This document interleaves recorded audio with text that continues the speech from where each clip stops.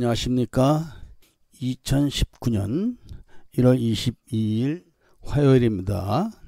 오늘은 코페스 동반자에서 이런저런 이야기 디렉토리 내에서 한국에서 성매매가 합법화가 어려운 이유라는 주제를 갖고 이야기를 해보도록 하겠습니다. 사실 제가 이런 이야기를 하고자 하는 이유는 성매매를 좋아서 그러는 것이 아니라 제가 그 상담하는 분야 중에서 결혼 분야 또는 여성과의 관계를 설정하는 그런 관심 분야에서 많은 분들이 그 이야기를 나눌 때 보면은 그 배경에는 성매매에 대한 그 의지가 굉장히 높습니다. 그래서 제가 그런 분들하고 대화를 나누다 보면은 그런 분들은 사실 인생을 정상적으로 살기가 어렵게 됩니다. 그 부분이 가장 안타깝습니다. 우리는 모두 다 행복하게 살 권리가 있는데 환경이 좋지 못하다 보니까 결혼을 못하고, 결혼을 못해서 혼자서 살다 보니까 이 정욕을 주체하지 못하거나 외로움을 이기지 못해서 성매매에 의지하는 사람들이 아주 많습니다. 그거는 남자든 여자든 마찬가지입니다. 그리고 젊은 사람이든지 나이 먹은 사람이든지 그것도 마찬가지입니다. 그런데 그런 분들이 이야기를 나누다 보면은 정상적인 판단을 잘 하시지 못합니다. 그런 결과는 바로 그 사람의 인생이 불행하게 된다는 것을 의미하기 때문에 제가 말씀을 드리는 것입니다. 그런데 한국에서 성매매를 합법화를 해서 성매매 특별 지역을 이렇게 설정을 해서 그 안에서 성매매를 하면 좋은데, 사실 한국에서 성매매를 합법화했다 하면은 그게 또 아무리 특정 지역을 설정해 놓고 한다고 해도 되겠습니까? 지금 현실적으로 국제결혼법이 있어도 지켜지지 않습니다. 그런 것처럼 성매매 합법화 법안이 통과가 돼서 성매매 합법화가 이루어져서 특정 지역에서 성매매를 했다고 하더라도 그럼 술집에서는 성매매 안 할까요? 룸사롱에서는 안 할까요? 아니 오피스텔에서는 안 할까요? 그냥 하는 건 똑같습니다. 오히려 성매매를 합법화 시켜가지고 인신매매가 더 확장될 우려가 높고, 그리고 이제 사회에 풍기가 더 문란해질 수가 있다는 생각을 제가 요즘 많이 해봅니다. 제가 그렇다고 해서 성매매 합법화에 대한 생각을 바꾼 것은 아닙니다. 그렇지만 많은 사람들하고 이야기를 나누다 보니까 사회적 여건, 분위기, 그 다음에 한국 사람들의 그 의식 성숙도, 이런 거를 따져봤을 때는 이게 안 되는구나. 그래서 이 법을 다루는 사람들이나 그런데 그 관계하시는 그런 분들이 쉽게 결정을 못 내리는구나 하는 생각을 제가 요즘 하게 됩니다. 가령 이 성매매 합법화를 성매매 불법화, 그러니까 성매매 단속 특별법을 만들어 단속하게 된 배경이 바로 인신매매가 아주 큰 이유라고 합니다. 인신매매. 그러니까 노태우 대통령이 범죄와의 전쟁을 선포해가지고 그 범죄 조직을 뿌리 뽑기 전에는 여자들이 맘 놓고 다니지를 못했습니다. 그러니까 고관대작의 딸이라고 하더라도 뭐 이마에다가 고관대작 딸, 뭐 좌의정 딸, 국무총리 딸 이렇게 써붙이지 않기 때문에 그런 여자들도 강제로 납치가 되는 겁니다. 쉽게 말하면. 그러니까 그 이전에 우리나라에 여관이 없고 주로 그 서창가가 있었을 때는 그 서울역이나 청량역, 용산역, 영등포역 같은 곳에서 그 시골에서 올라오는 여자애들을 꿰어가지고 강제로 그 여자를 이제 창녀로 만들어가지고 윤락행위를 했던 것이죠. 그러면서 경제가 발전해가지고 서울에 장급 여관들이 많이 들어서게 됩니다. 장급 여관들. 그때부터 인신매매가 아주 활발해집니다. 그러니까 지나가던 여자들, 그러니까 예를 들면은 아가씨 나 좀 봅시다 하고 이렇게 해서 하는 게 아니라 봉고차를 딱 타고 여자 지나가는데 탁 대놓고 문 열고 두 사람이서 그냥 잡아당기면 여자 실려가는 겁니다. 그리고 몇 대 때리면 꼼짝 못하죠. 아니면은 마취약을 갖다가 얼굴에다 덮어 씌운다든지 꼼짝 못합니다. 일단 끌려가게 되면은 윤간을 당하고 창녀가 되는 겁니다. 소위 말하는 콜걸이죠. 콜걸, 여간발이. 이 여간발이라는 말이 그때 나온 겁니다. 그래가지고 이 서울 시내 유명한데 뭐 지방 도시들 뭐 이런 데는 그 성매매를 하러 가면은 여대생 같은 애들이 막 넘쳐났습니다. 다 납치해 온 겁니다. 그것이. 그렇게 사회가 불안했었고, 그, 여자라고 하면 치마만 둘렀다면 다 납치를 해 갔었습니다. 할머니도 납치해 갑니다. 할머니를 납치해서 어디다 쓰느냐. 그러니까 마늘 까고 뭐 이런 데까지 다 썼답니다. 하여튼 여자는 무조건 납치했었습니다. 그렇게 해서 사회가 엄청 불안해져 가지고 여자들이 나다니지를 못하게 되자 급기야는 이제 그 정부에서 범죄와의 전쟁을 선포를 한 겁니다. 지금 필리핀에서 두테르테 대통령이 마약과 전쟁을 선포해서 다 쏴 죽이듯이 한국에도 그렇게 많은 여자들 강제 납치가 있었기 때문에 정부에서 두테르테 대통령이 다 쏴 죽이듯이 싸그리 다 잡아간 겁니다. 그래가지고 청송의 보호감호소를 만들어서 그런 사람들을 징역을 10년 때리면 그 10년에다가 보호감호 또 5년 10년 더 때려서 20년씩 막 살린 겁니다. 그렇게 해서 한동안 사회가 깨끗해졌고 그런 여파로 인해 가지고 이제 그 윤락가가 많이 줄고 했지만 이 성매매의 고급화, 그러니까 그 이 룸사롱 그런 데서 이제 더 고급화하고 이 오피스텔 같은 데서 이제 그 개인적으로 이렇게 하는 그런 지경까지 왔기 때문에 지금은 사람들이 결혼을 하지 않아도 섹스에 굶주리지는 않습니다. 돈만 있으면. 그렇기 때문에 생각이 짧은 사람들은 결혼을 하나, 성매매를 하나 똑같다고 생각을 하고 결혼을 안 하고 비정상적으로 살게 되고 그런 사람들이 지금 이제 상당히 많게 된 겁니다. 이런 거를 판단해 봤을 때는 이게 우리나라가 지금 그냥 무대뽀로 성매매를 합법화했다가는 큰일 나겠구나 하는 생각을 해봤습니다. 사람들과 이야기를 해본 결과. 그런데 어쨌든 간에 지금 이 성매매의 이 현상을 그대로 방치를 했다가는 아마도 나라가 망할 것 같습니다. 왜 그런가 하면은 이 한국에서 성매매를 하던 해외 나가서 성매매를 하던 간에 사람들이 성매매에 의존해서 인생을 살게 되면은 그 사람의 인생살이가 정상이 되지가 않습니다. 지금 그 필리핀은 물론이거냐, 베트남과 중국, 뭐 라오스, 캄보디아, 인도네시아, 몽고, 뭐 러시아까지 가서 성매매를 합니다. 동구권까지 가서 합니다. 지금은 수많은 사람들이 그런 성매매를 하면서 인생살이를 하고 있는데 그 사람들이 과연 판단이 정상적이겠습니까? 물론 직장 생활을 할 정도의 사고 방식은 어느 정도 갖고 있을 것입니다. 많은 정상적인 인간관계를 맺는 데는 많이 부족하게 됩니다. 문제는 그런 사람들이 무수하게 늘어난다는 겁니다. 남녀 가리지 않고. 그리고 점점점 늘어난다는 데 문제가 있는 겁니다. 점점점. 살기는 힘들어지고 그러다 보니까 결혼하기 힘들어지고 방법 그렇다고 무슨 중처럼 뭐 머리 깎고 산에 들어가서 금욕을 하고 살 수도 없으니까 결국은 성매매의 길로 나서게 되는 겁니다. 또 그렇게 하다 보니까 결혼을 한 사람들도 성매매를 하게 되는 겁니다.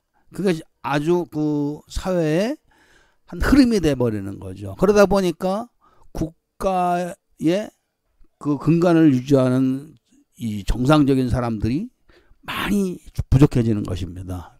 이러다 보니까 이 한국의 정치, 경제, 사회, 문화, 교육, 예술 등등 모든 분야가 다 이상하게 흘러갑니다.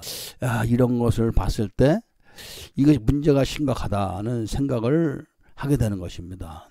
우리는 잘 살자 이렇게 말을 하지만 잘 살자가 돈만 있어서 잘 사는 건 아닙니다. 지금 그렇게 따지면은 불과 30년 전, 40년 전에 비하면은 전 국민이 호텔 생활을 하는 겁니다. 전 국민이. 그러면은 아무 문제가 없어야 되는데 그렇지가 않고 더 문제가 만들어진다는 것은 이 사람은 돈만 갖고 사는 게 아닙니다. 가령 이제 얘기를 좀 더 구체적으로 한번 해본다면은 인간이라는 게 이런 겁니다. 과거에 이 창녀촌에 가면은 이 기둥서방이 있습니다. 기둥서방. 그러니까 그때 과거에는 창녀가 지금처럼 자기 발로 걸어와서 하는 여자들이 없었습니다. 다 전부 다 납치돼서 이제 강제로 강간을 당하고 윤간을 당하고 그런 순서에 의해 가지고 창녀가 됩니다. 아무리 그런 창녀라 해도 여자들이 맨정신으로 길 가는 남자들 성기를 잡아당기면서 여자가 놀다 가서 아저씨 이렇게 하기가 쉬운 게 아닙니다. 그러니까 여자들이 약을 먹는 겁니다. 그 환각제를 먹는 거죠. 그렇지 않으면 아무리 창녀라도 길 가는 남자들은 아무 남자나 뭐 아버지 뻘 되는 남자, 동생 뻘 되는 남자 안 가리고 무조건 그냥 성기를 잡아당기면서 다시 놀다가 이렇게는 못하는 겁니다. 그 약을 먹습니다. 그 약을 먹으면은 영업을 그렇게까지 고기는 넘어가지만 그 다음에 영업하는 데 지장이 있기 때문에 그 기둥서방들이 여자들을 잔인하게 때립니다. 막 소주병으로 머리를 찍어갖고 머리도 터지고 소주병도 터지고 막 이럴 정도로 막 때립니다. 그런 여자들을. 그런데도 그런 생활을 하면서도 기둥서방이 필요한 겁니다. 왜냐하면은 그런 생활을 해도 처참하게 짓밟히는 생활을 해도 그래도 자기가 아플 때 누가 물이라도 떠줘야 됩니다. 그리고 자기가 외로울 때 말이라도 해줘야 됩니다. 그렇기 때문에 그런 걸 감수하면서라도 기둥서방이라는 걸 두는 겁니다. 결국은 창녀는 포주한테 뜯기고 기둥서방한테 뜯기고 손에 남는 건 아무것도 없는 걸 알지만 그래도 의지할 데가 없기 때문에 기둥서방을 두는 겁니다. 인간이라는 건 그런 겁니다. 그렇기 때문에 많은 사람들이 혼자 살면서 외로움 못 견디는 겁니다. 가면 안 된다. 그러면서 또 가는 겁니다. 이렇게 인간은 혼자 살 수가 없는 겁니다. 그렇기 때문에 그 정상적인 생활을 해야 되고 그리고 외국으로 나가서 이 더 불안해지는 이런 것들을 막기 위해서는 그래도 제한적이면서 강력한 어떤 정책을 실행해서 바깥으로 나오지는 못하게 해야 됩니다.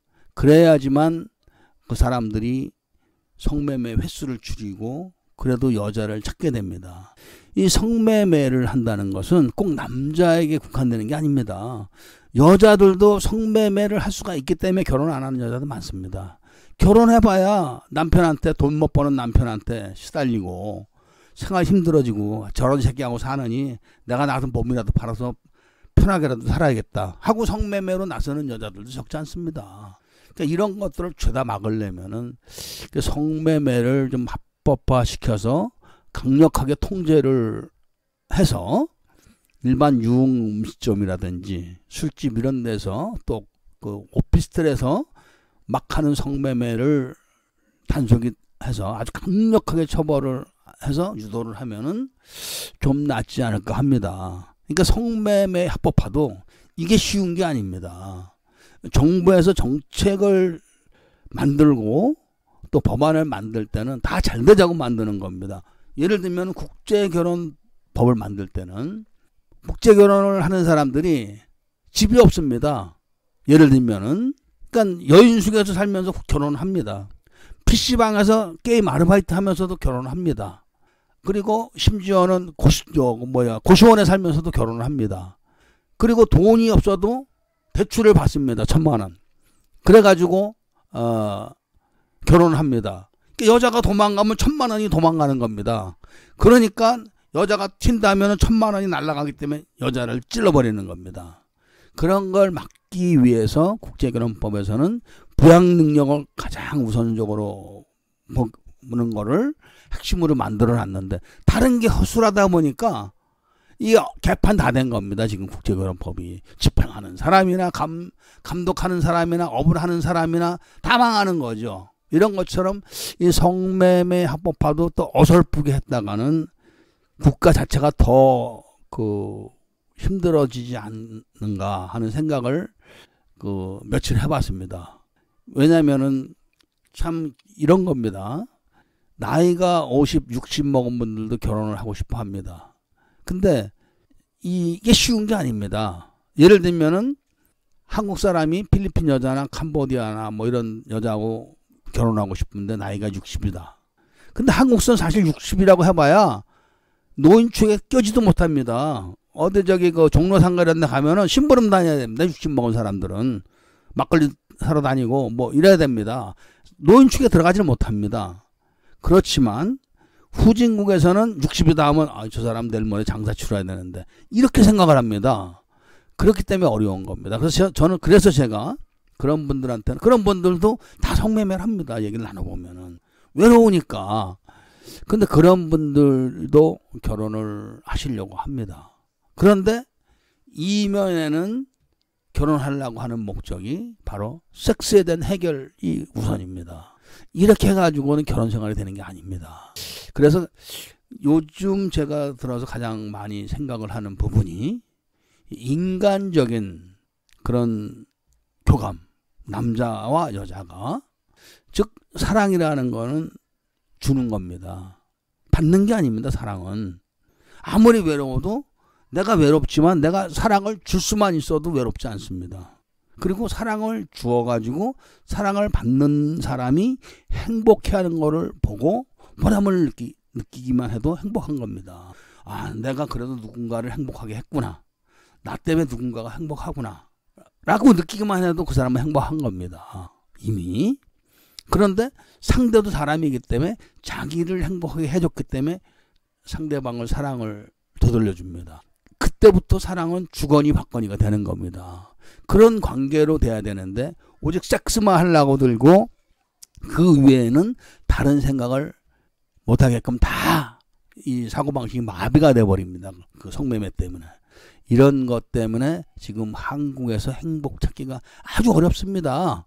그래서 오늘은 제가 어떻게 해야지 이런 성매매 같은 거를 피하면서 그리고 정상적인 여자와 좀 만남을 갖고 또 그런 사람과 어울려서 행복을 찾을 수 있는가에 대한 생각을 사실 며칠 해봤습니다.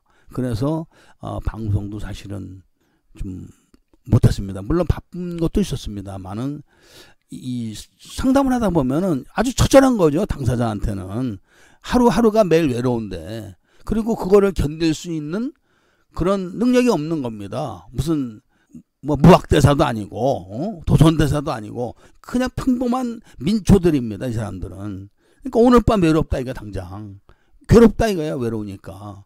그러니까 혼술이라도 먹어야 되고 지나가는 사람하고 시비라도 해야 되고 아니면 이제 휴대폰 뒤져서 어디 그 만남이나 찾고 이렇게 인생을 하루하루 보내게 되는 겁니다. 그래서 그런 것에 대한 대책을 좀 어떻게 강구해 봐야지 좋지 않나 하는 생각을 해봤습니다. 물론 나름대로 좋은 생각을 찾아서 그렇게 외로우신 분들한테 한번 좋은 길이 될 수 있는 방법을 제시했으면 합니다. 뭐 조금 더 생각을 해봐서 제가 또 그런 좋은 안이 나타난다면은 방송을 통해서 알려드리겠습니다. 인간이 외로워하는 것은 이거 당연한 겁니다. 우리가 무슨 진짜 무학대사나 도선대사가 아닙니다. 그냥 민초입니다. 배고프면 밥 먹어야 됩니다. 외로우면 사람하고 이야기를 나눠야 됩니다. 만지고 싶은 가서 만져야 됩니다. 그게 인간입니다. 근데 그러지 못하고 살다 보니까 말로는 다 점잖은 척 하지만 벌써 그 다음에 나오는 어투부터가 벌써 그 외로움에 쩌든 그런 어투를 봤을 때는 그런 사람은 어떻게 행복해지겠습니까? 그래서 오늘은 제가 고민을 하다가 한국에서 성매매를 합법하기도 힘들다는 결론을 제가 얻었습니다. 그렇게 될 바에는 차라리 분수에 맞는 결혼을 하는 방법이 좀 없을까 하는 생각을 계속 하고 있기 때문에 거기에 대한 말씀을 제가 드리면서 오늘 이만 줄이고자 합니다. 참 우리는 사실 모두 다 행복하게 살 권리가 있고 살아야 됩니다. 그런데 그게 마음대로 안 되기 때문에 보다 더 많은 생각을 해야 됩니다. 오늘은 여기까지만 말씀을 드리겠습니다. 감사합니다.